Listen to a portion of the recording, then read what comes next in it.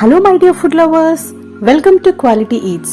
నా channel subscribe చేసుకుని నన్ను ఎంకరేజ్ చేస్తున్నందుకు థ్యాంక్స్ అండి. ఇప్పుడు మనం చింతకాయతో పచ్చడి చేసుకుందాం.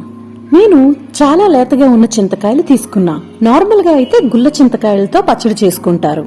చిన్న చింతకాయలతో కూడా చేసుకోవచ్చు. ఇందులో పెద్దగా ఉన్న చింతకాయలను తీసుకుని గింజలుంటే తీసి పక్కన పెట్టుకుందాం. గుల్ల చింతకాయలు ముదిరి ఉంటాయి కనుక ఈజీగా గింజలు షెల్ వచ్చేస్తాయి. నార్మల్ గా చింతకాయలకు పురుగు చాలా తక్కువ పడుతుంది. ఏమైనా పురుగులు హోల్స్ చేసినా కణితులు ఏర్పడతాయి. ఈ కణితులు తీసేసుకోవాలి. ఈ కణితులు పచ్చడికి పనికిరావు. ఈ లేత చింతకాయలు ఇలా మధ్యలో కోసి చూసుకోవడం వలన గింజలు ఉన్నాయి లేదు అన్నది తెలుస్తుంది. ఇలా అన్ని చింతకాయలను వేసుకొని కచ్చా పచ్చాగా చేసుకుందాం. దీనికి తగినంత ఉప్పు కూడా వేసుకుని తొక్కుకుందాం. గుల్ల చింతకాయలు అంటే పండడానికి రెడీగా ఉన్న ముదర చింతకాయలు అని అర్థం.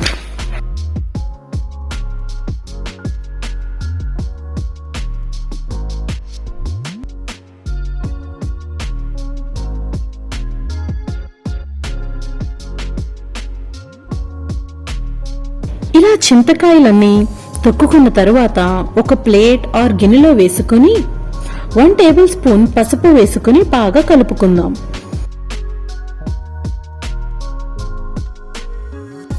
ఈ చింతకాయ తొక్కునంతటిని బాక్స్ ఆర్ జార్లో పెట్టుకుందాం.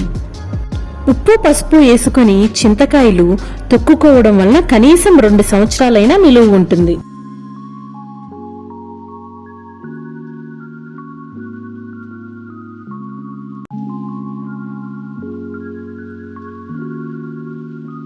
ఈ తొక్కుని నేను 1 వీక్ తర్వాత యూజ్ చేస్తున్నా. బ్రేక్ఫాస్ట్ లో ఈ తొక్కుతో కొబ్బరి వేసి పచ్చడి చేసుకుందాం. రెడీగా ఉన్న చింత తొక్కు ఒక 2 టేబుల్ స్పూన్స్, ఒక చెక్క కొబ్బరి ముక్కలు, 3 పచ్చిమిరపకాయలు, 1 టేబుల్ స్పూన్ ధనియాలు వేసి గ్రైండ్ చేసుకుందాం. దీనికి గోరువెచ్చటి నీళ్లు మాత్రమే వేసుకుని గ్రైండ్ చేసుకోవాలి.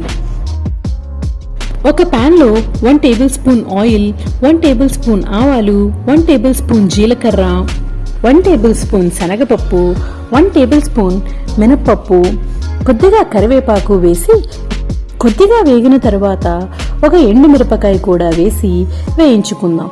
దీనిలో మెంతులు ధనియాలు కూడా వేసుకుంటే మంచిది.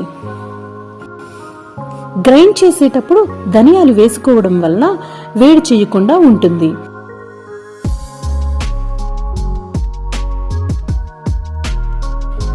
ఇంకా పలచగా కావాలి అంటే గోరువెచ్చటి నీళ్లు పోసుకొని కన్సిస్టెన్సీ అడ్జస్ట్ చేసుకోవాలి.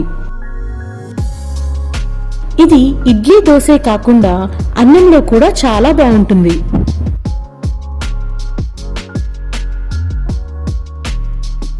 ఈ మిగిలిన చింతకాయ తొక్కుతో ఇంకొక 2 పచ్చళ్ళు చేసుకుందాం.